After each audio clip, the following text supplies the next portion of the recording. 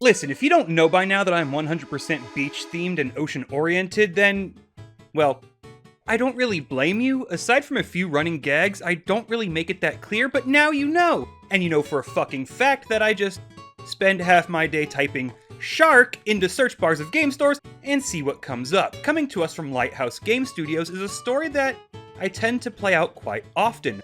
Never heard of the first one, only learned of it through recommended, wishlist, wait for release, and here we are. And hilariously enough, you may have never heard of Lighthouse Games Studios, but if you've been delving the trenches of this channel for a long time, you may recognize them as the developers of Shark Attack Deathmatch. That's right!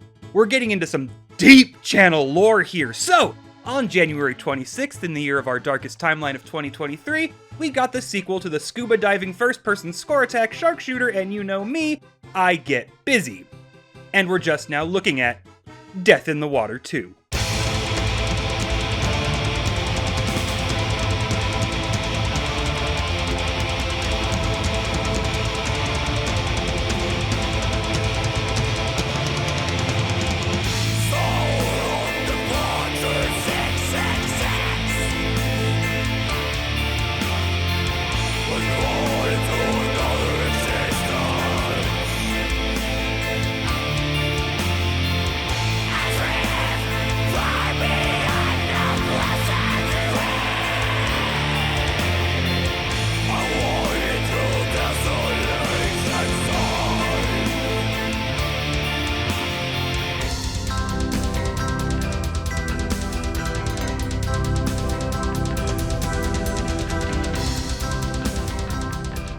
The sunken bells are tolling, and Kraken, nightmare mother of 1,000 faces and queen of the abyss below, has awoken. The ocean is no longer calling her children home. She's whipping the fuckers into a murder frenzy, and shit's getting real in the deep.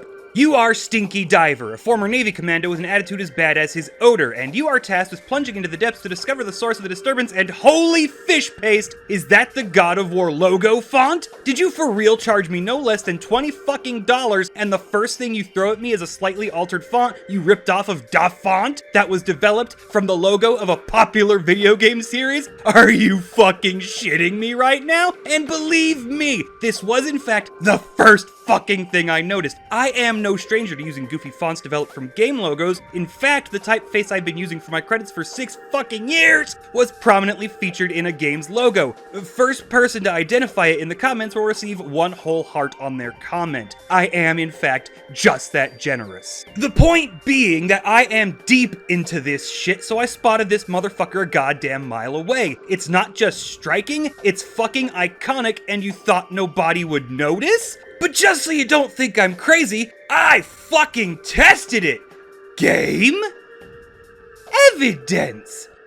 The T is slightly altered, it doesn't have the side barbs, and it now swoops down, but look at that O, look at that G! You little bitches thought you could slip that shit past me? Get the fuck out of my town! Look, if you're gonna kick the game off with "please be patient, I have autism," that's fine. But don't immediately follow it up by making me question literally everything in the game. Massive red flags at the starting line are not a good way to go. Me and KG spent the last few years pouring our hearts and souls into this game. Did you? Did you, motherfuckers? Because you're willing to blatantly just steal a popular game's logo for your font, which you then charge money for. What else did you try to flip and hope nobody noticed? Come clean, motherfuckers. But okay, maybe that was a bit of a rocket-fueled launch, but let's be fair and actually just look into the game for now. First thing I do is always make a run through the settings, and usually I immediately turn off things like film grain, motion blur, lens flare, and post-processing, but I figured since it's a bit of a small team endeavor, I'd see what they intended the game to look like, and to their credit, leaving film grain and post-processing on doesn't completely fuck the visuals, but instead helps sell them. To their credit, the game looks fucking great. They've sold a really strong underwater atmosphere, and with the swimming controls giving that slight sluggishness but never lacking mobility or control over your movement, the gameplay is mostly really smooth with a nice atmospheric experience. Hell, even the models and textures are great, which get enough heavy lifting from the graphical effects to cover some of their blemishes. Environments look great, they're varied, but the gameplay, raises more questions that keep bringing me back to the start. You get a spear gun, a dart gun that shoots explosive darts, a shotgun, minigun, another spear gun, and you also get 2 grenades. Now, those come in helpful later in the game, but they don't really vary up the gameplay. They mostly just focus on being able to do more damage in short bursts. See, you're a bit of a sluggish mover and a squiffer player if there ever was one. But even fully upgraded, you're just as much of a sluggish shooter.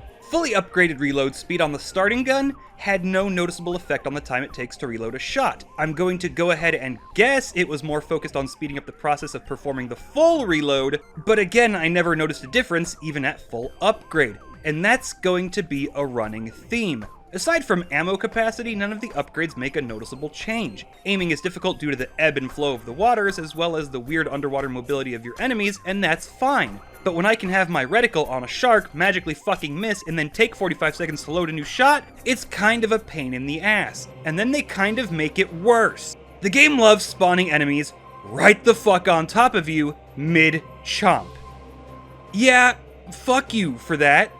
So what about the core gameplay loop? Well, levels follow a basic through line. Start, told where you need to go and what to look for, do some exploring, loot some chests, gather moolah, ammo, and health packs. The possession phase then begins. At the possession phase, sea snakes, eels, sharks, and eventually mermaids actively seek you out to breach and munch. Beforehand, they're mostly just docile and can be avoided with their aggression requiring you to get close. But after you've hit the possession phase and the game decides it's go time, they come for that ass. When this kicks in, you'll need to find a defensible position, but you also need to have taken good note of where diver chests are, as running out of ammo, health packs, and oxygen is a very real issue, and you're going to have to make your way out to restock, knowing full well there's a goddamn great white hunting you. Level ends when you've genocided the endangered species, or when the game decides you are taking too long and just ends the level. I think that latter portion might be a bug though.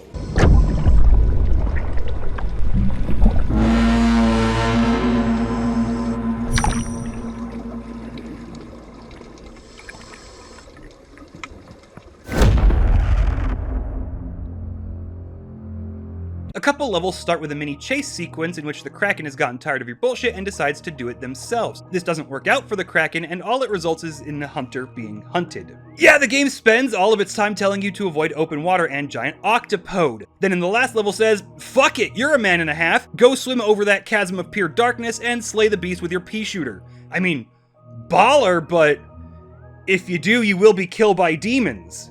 It's a very arcadey game. The gameplay is in no way deep and is more just a service vehicle that is overall very solid. In fact, aside from the game's love of just constantly blindsiding you or making you chase down mako sharks, or overwhelming the player making them find a spot to turtle up, it's kind of really fucking fun. A nice little multiplier mechanic is thrown in and bada bing bada boom, you've got yourself a solid throughline experience, with the scoring being a final tally at the end of the run. Easy peasy lemon squeezy. Then there's the soundtrack, or more accurately, there isn't. When music does show up, it's tiny stings that I swear I've heard before, and that just brings me back to the start. Sure, the animations aren't complex, but they're solid. Sure, the graphics aren't going to blow your mind, but they're between good enough and solid as hell. There's no soundtrack, and what is there I can't help but feel is, well, let's just call it royalty-free. The post-processing and other graphical effects doing some pretty heavy lifting, very fun but otherwise incredibly shallow gameplay, and I go back to the first thing they throw at you being a font they 100% shamelessly ripped off. We worked very hard for a few years. Did you? Did you spend a few years making this game? Or did you spend a bunch of money on the asset store, then pay someone on Fiverr to throw it into a game, and then throw a bunch of Unreal Engine effects on top of it? Is this game an asset flip? I mean, even if it is, it's at least not a cynical cash grab style asset flip. There's a visible amount of care and passion present, but is it your care? Was it your passion? There's a lot here that is making me question if you have any fucking business asking me for $20, and it's made all the worse when it's the first fucking thing you present me with. You couldn't pay for a license to a font? You couldn't get someone to make a unique typeface? It's either taunting or gaslighting, and if you see this and would like to come and talk about it and its development, I'd love to have you on and give you a fair shake. The game will run between 3 and 4.5 hours, and it's got great atmospheric crafting, solid shooting and movement, a nice gameplay loop, and the two greatest things in the world, sharks and octopus. But unless I can get some serious insider info on the development, I can't in good conscience recommend it for anything more than $5 fucking dollars. And that's a fucking shame because Giant Octo, Mermaider, and Ocean Exploration are only ever made better by one thing, and that's total shark death!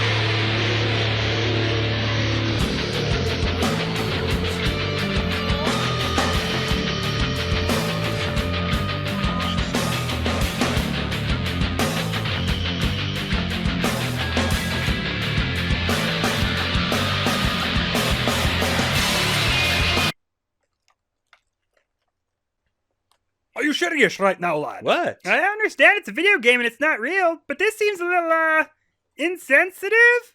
What do you mean? Not to mention that for every sale of Lighthouse Games Studio's titles, they donate a portion of the profits to Dr. Luther Paradigm, who then sends those funds off to anti-street shark groups who promote legislation to deny college students access to Gene Slammers. What do you... Ocean man, take me by the hand, lead me to the land that you understand. Ocean man, the voyage to the corner of the globe is a real trip. Ocean man, the crust of a tan man and by the sand, soaking up the thirst of the land. Ocean man, can you see through the wonder of amazement at the open mind? Mabel, who let you out?